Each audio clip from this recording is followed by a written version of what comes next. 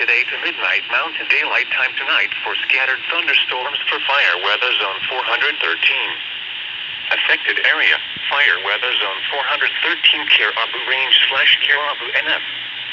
Impacts, scattered thunderstorms will develop over extreme southeast Idaho, mainly in areas from the Interstate 15 corridor to the Wyoming border, and from the mountains south of Swan Valley and Palisades Reservoir. Most storms will be dry, with a few storms potentially producing over 1/10 of an inch.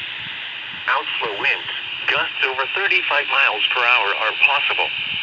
A red flag warning means that critical fire weather conditions are either occurring now, or will shortly based on this criterion for southeastern Idaho. Thunderstorm coverage of 25%, without specific rainfall criteria.